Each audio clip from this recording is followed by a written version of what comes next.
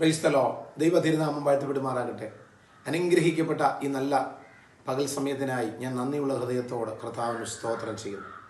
സങ്കീർത്തനം 3:1 വാക്യത്തിൽ ഇങ്ങനെ പറയുന്നു, ദൈവത്തിന് സ്തോത്രം. നീയോ യഹോവേ എനിക്ക് ചുറ്റും പരിചയവും എൻ്റെ മഹത്വവും എൻ്റെ തല ഉയർത്തുന്നവനും ആകുന്നു. ദൈവത്തിന് സ്തോത്രം. ആരാകുന്നു നമ്മുടെ ദൈവം? നമ്മുടെ തല ഉയർത്തുന്നവനായ ദൈവം. ഇന്ന് പകൽക്കാലം എന്നെ ശ്രദ്ധിക്കുന്ന വാത്സല്യ സഹോദരങ്ങളെ, മനുഷ്യർ നമ്മളുടെ തലയെ താഴ്ത്തുവാൻ ശ്രമിക്കുമ്പോൾ ദൈവം നമ്മുടെ തലയെ ഉയർത്തുന്നവനായ ദൈവമാണ്. സ്തോത്രം. സങ്കീർത്തനക്കാരൻ പറയുന്നത്, ഞാൻ താണ കുഴിയിലും കുഴഞ്ഞ ചേറ്റിലുമായിരുന്നു, അവൻ്റെ വലങ്കരത്തെ പിടിച്ചിട്ട് ക്രിസ്തുവാകുന്ന പാറമേൽ എന്നെ നിർത്തി, എൻ്റെ വായിൽ പുതിയൊരു പാട്ട് തന്നു. നമ്മുടെ ദൈവം ആരാ?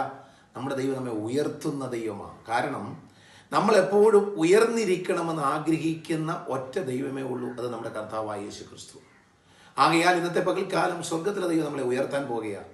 അവൻ്റെ ബലമുള്ള കൈക്കീഴിൽ നമ്മളൊന്ന് താണിരുന്നു കൊടുത്താട്ട് ഈ പകൽക്കാലം ദൈവം നമ്മെ ഉയർത്തും.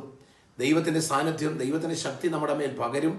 ആ ദൈവകൃപയാൽ ദൈവം നമ്മെ ഉയർത്തുക തന്നെ ചെയ്യും.